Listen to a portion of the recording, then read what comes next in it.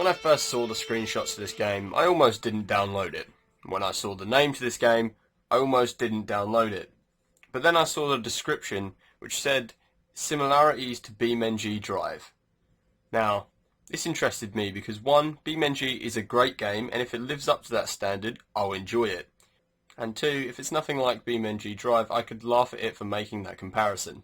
So, the name of this game, Super Duper Dream Car Racing 3D FX Edition 5000, is probably not the best name for this game. However, that doesn't mean it's bad, right? Right? So I came into this game with very, very low expectations, but, as you may see, it's not that bad. It's pretty complicated, right? You've got your suspension, you've got your wheels, you've got your engine, you've got your little driver's pod, you can even move the headlight about. Oh yeah. You know, I haven't learned how to make a car yet. It'd probably take me a couple of hours to get used to this. But what I have noticed is you can individually upgrade components, like the engine, for example, which I don't have money for right now. But you can see I've got it to like level 4, and you can change the torque limit to stop your wheels from spinning. You can also upgrade your wheels. You can even change the width. Holy shit.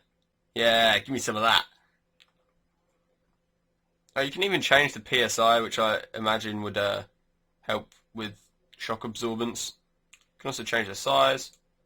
I don't know what the fuck this does, but I'm going to click it anyway.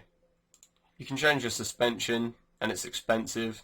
You can change its dampening, its max stretch, everything. So basically you can play around quite a bit in here, and it will change the physical properties of your car by a large margin. So let's get into the game and talk about graphics. Right, I know that your guy might look a bit like a jelly bean that's made of fucking Play-Doh, but that does not give you the right to insult him for his looks. Now, I'm playing this with a keyboard. I haven't tried with the controller yet. I'm not 100% sure if this game does have controller support. But even driving with a keyboard, it's pretty decent. Even while I'm doing flips and shit. So yeah, it feels nice to drive with the keyboard, which is actually kind of rare for racing games nowadays. That's for one reason. Most car games have an invisible force pushing the car forwards. You know, it's hard-coded into the game to give every fucking car some super invisible thrust rocket and push it around a track. That's not the case with this game. This game reminds me heavily of Gmod ACF, if any of you have played that, but it doesn't take 6 hours to build a car in this, it takes about 2 minutes. Another game is BeamNG Drive. The difference between these collection of games and most other racing games is they do not use an invisible force to push their car. They use torque on the wheels. It sounds like a small difference, but when you're actually playing it feels massively different and it's much more realistic. You can probably see the physics on this game are actually brilliant. For a Unity engine, it's pretty fucking decent. I'm not saying that all Unity engine games are bad, I do worship Kerbal Space Program. So basically there's two things to do in this game. Build cars and drive cars. Now, building the cars would take a little bit of time to learn, and until I learn that I can't really say how good it is, because I have not experienced it. I've played around with it for a couple of hours and I'm still not really used to it. I'm really bad at designing frames, so we'll do that later. And the other one thing to do in this game is drive, and driving feels pretty fucking good, otherwise there'd be no point in it. But as you can see, all I'm doing right now is driving around and collecting tokens. These tokens are actually your currency, so this is what allows you to upgrade your car and reach the tokens that are usually stuck upon mountains.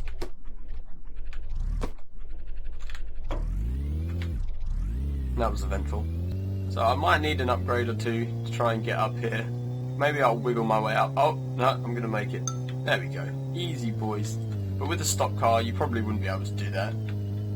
So the whole goal of this is to collect tokens and upgrade your car so you can get more tokens. Sounds easy, right? Yeah, that's fine. And it's fine for about 10 minutes. But that game mode quickly gets repetitive, and I'm 100% sure that they will add something else to do in here.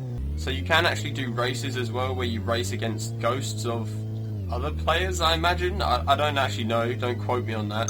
But you can race against ghosts and compare your times. But yeah, do take note of the physics of the car. It's absolutely awesome. You can see most of my weight is at the back of the car because of the size of the engine. And you can see that on a jump, the suspension compresses a lot more on the back than it would on the front due to the weight. It's all simulated, and that's 10 out of 10. I love it. Now, of course, if this became a problem for me, I could compensate by using the game's tweaks, like adding hardness to the rear suspension so it wouldn't bottom out quite as much when I go over a little jump like that. So yeah, there's a lot to do to tweak your car, and I like that. I like that it physically impacts your car, every single thing you do. That's great, 10 out of 10. Right, so now I've put on the FPS counter so you can see the performance of this game. I know that most early access Unity games run like absolute arse, but this one, well, you can't really complain about 360 FPS on high. You just can't do it. So yeah, I have this this game running on the Fantastic setting. This is with the GTX 1060. Obviously your mileage may vary on FPS, but considering it runs this well on Fantastic, you could probably run this quite easily on a laptop. Okay, so from the menu you can actually select a racetrack. I think you can also create your own tracks. Oh, let's go, boys. As you can see here under me, there's a load of like AI ghosts. I think they're AI. Maybe one day there'll be players, that'd be pretty cool. So yeah guys, this game's like early access, so there's a lot of things to be added, but they've got the core game here. They've got the core car mechanics here, which is really important.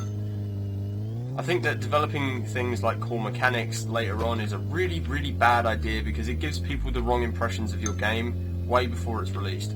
For example, if you were to make poor core mechanics and then a load of people give you bad reviews and you change those core mechanics, people still might not care. So it's good to know that they've got the physics down early and it works really well. I actually really enjoy driving in this game. Oh, there we go. Easy to win the race. Oh, you win money from it? That's sick. Oh, and you can just start driving around straight after. I haven't actually explored. I didn't even know there was, I wouldn't really call that a building. You know what, I didn't know there was things in this game. I'm going to go explore. So don't forget this game is in early access and there's a lot of features to still be done to it, but the core driving is here and you can probably enjoy it. So in conclusion, what would I say about this game? Well, it's pretty decent. I like it. It's fun to drive around in. However, you've always got to be careful with early access games as they may not turn out the way you originally thought when you bought it. So do a bit of research before you do buy this game. Check out what the dev has said about his game, what he's going to do with it. And then if that sounds like the game for you, then support it, buy it on Steam, download it, have a blast. I do like how there's different biomes and this is pretty cool. I didn't know about all this. So yeah, in the future I'm sure he'll add different things to do. Maybe being able to race your friends rather than just ghosts. Oh god, I broke my car again. So yeah, if you ever wish there was a bit more customization to BeamNG Drive, this is probably the one.